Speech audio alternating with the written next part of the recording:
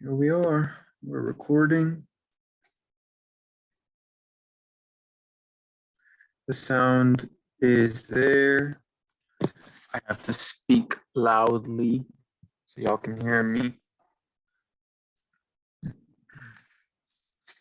here we go. Good afternoon, class.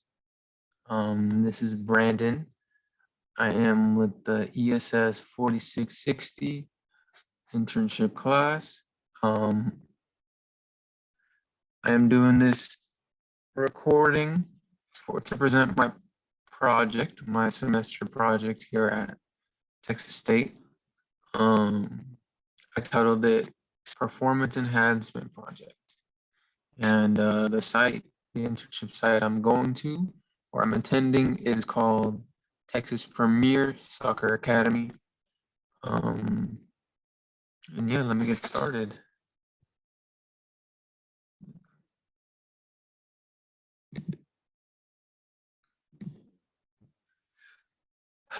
So the rationale, which is why I started this project.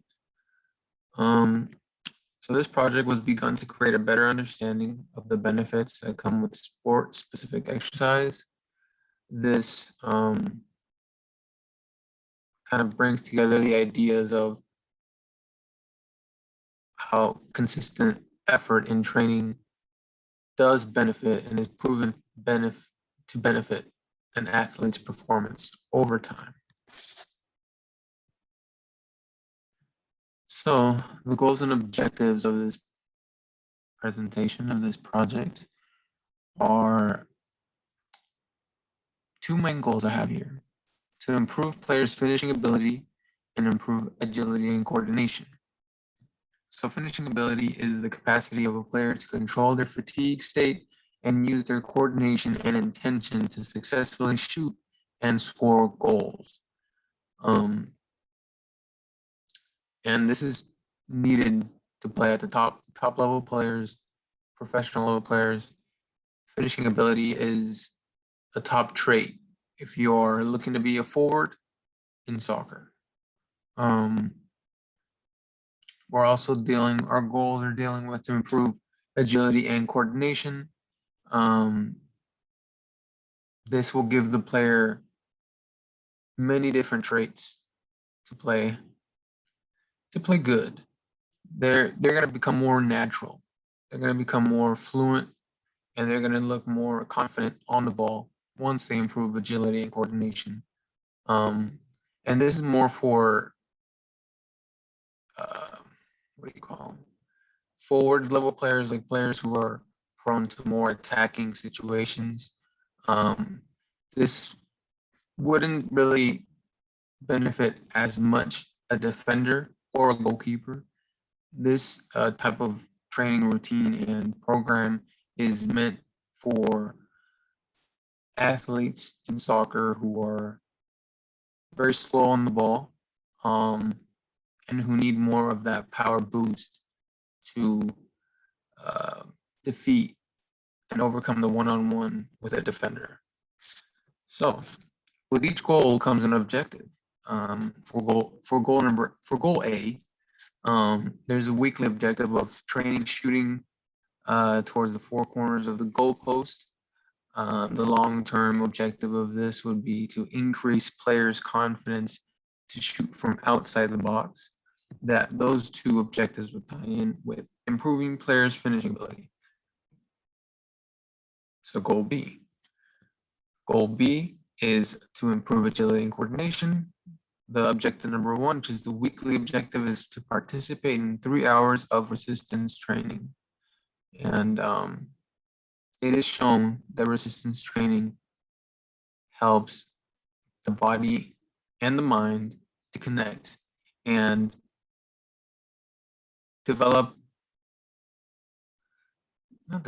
create a more specified routine for that individual. So yeah, that's why I chose that objective. The long-term objective for goal B is to decrease the time to complete a figure 8 agility drill by 1 second.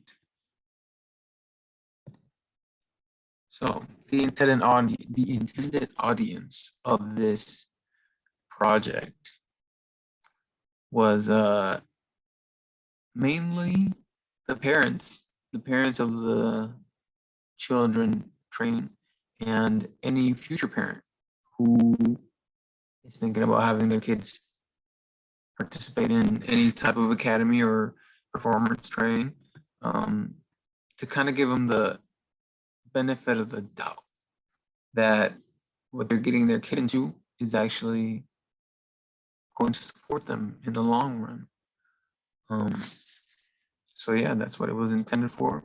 The groups of concern that would want to see this project or investigated is the fitness community, the football community, and families who desire to start exercising regularly. Okay. So here are the participants that I decided to study for the course of this project. It was 4 young boys who are starting their season for the summer and getting in shape for the fall season. So this is the class right here to the left: Federico, Nico, Felipe, and Jonas.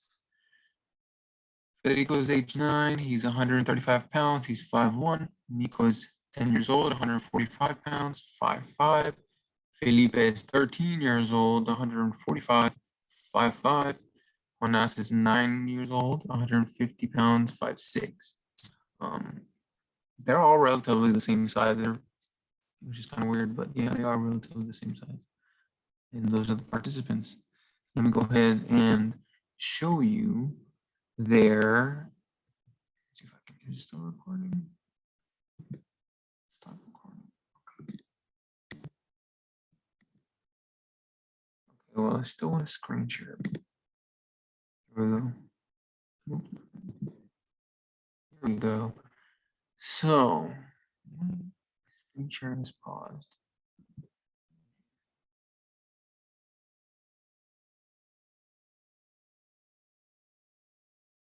Start recording now.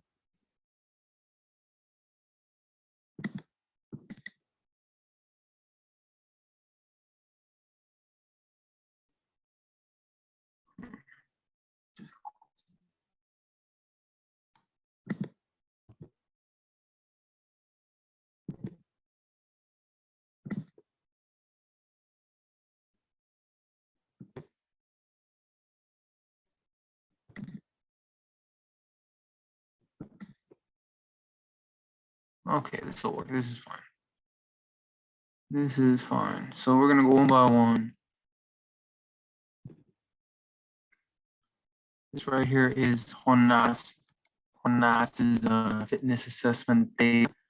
I decided to collect the resting heart rate, their resting blood pressure, and their BMI. This is all calculated using the finger to the carotid, and the BMI was calculated using the BMI index with their weight and height and age. The fitness test that I used for these 4 young boys was the step test. The 60-second heart rate for that for Jonas was 165 beats per minute. Rockport walking test. I did 2. I did the Rockport walking test and the step test.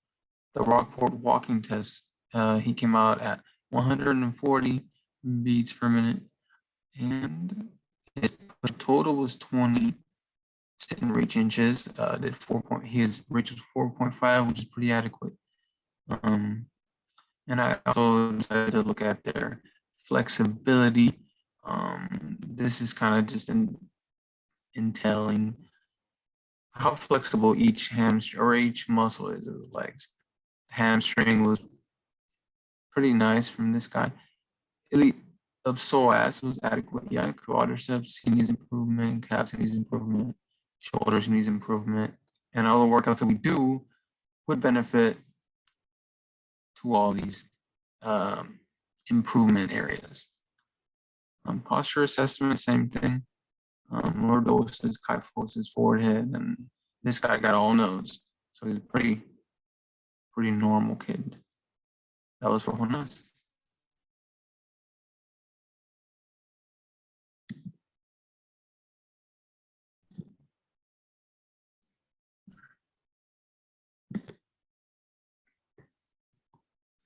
So this is the exercise plan that I created for this group of children. The exercise plan entails an explosive eccentric squat, 3 sets of 10 repetitions. The progression from this exercise is from a squatting position. It'll just start as a squat down, up. That's the first difficulty level. The second difficulty level is to squat and jump as high as you can. And then third difficulty level is to start from the very bottom as a push-up position, get to the knee, to the squat position, then jump as high as you can. That's the progression for the explosive eccentric squat. The one leg stability hop is they're all the same, 3 times 10. The progression for this one is from standing on your toes to hopping 1 foot and making a square shape. So you're going to be hopping from dot to dot. And the last drill here is the reactive arrow drill. This is going to be 1 minute. This drill is pretty much, you have the athlete have 1 cone to his right, 1 cone to his left. And the arrows are pretty much you point. It's going to be a 2 people job. The trainer points either up, down, left, or right. The athlete has to react to your signal and follow. Either if he's going down, he's going to go into a push-up position. If he's going up, if you point up, he's going to do a squat. If he goes left, he's going to go and touch the left cone. If he goes right, he's going to go and touch the right cone. And that's pretty much the reactive arrow drill. The progression for this one is just quicker tempo over time, just doing it faster, efficiently. All of these exercises are 3 days a week. They are moderate intensity. They involve lower body power, and they are it is about 30 to 45 minute workout. The methodology. So to better understand the soccer capabilities of the players, we chose 3 soccer-based skill exercises. So the 3 drills are dribbling around 3 cones, the dead ball pass to teammate, the touch when receiving a pass, and the shot to 4 corners of goal. So dribbling shows us the foot coordination of individuals when traveling with the ball at their feet. The second drill shows us the foot placement before performing a pass and power production throughout the leg swing. The first touch is the first touch when receiving a ball must be directional and with intention. This drill will point out the balance and agility of a player. Number 4, this will show how effective each player is at shooting accuracy. So the data that was collected from these drills and fitness evaluation is used to create graphs showcasing the comparison between week 1 and week 8. And the changes that we decided to focus on were the resting heart rate, improved agility, drill times, muscular strength, and how many times an individual stumbled or lost their balance while exercising. The area of focus that we used for our project and program was the cognitive theory. And this theory explains that learning is more complex because there's an environment and people around it that influence an individual's behavior. And this theory was used as a guide, giving us insight as to why an athlete might be having a non-efficient workout and maybe on how to improve their next session. So these are my findings.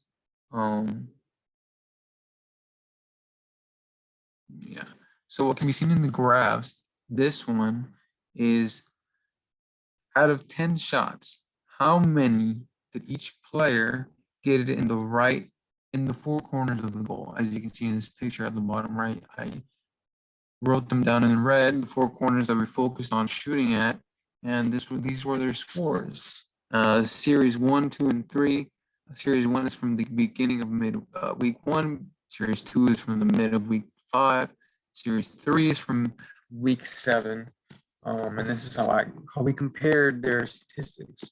So you can see here, Federico, he stayed consistent with 5 shots from the first 2 series, and then he improved by 1 shot at week 7. Nico, down here, he started with 3 shots. He went down to 2, and then went up to 4 completed shots. So there is improvement there. Felipe, he started at 4, went to 5, and then went down to 3.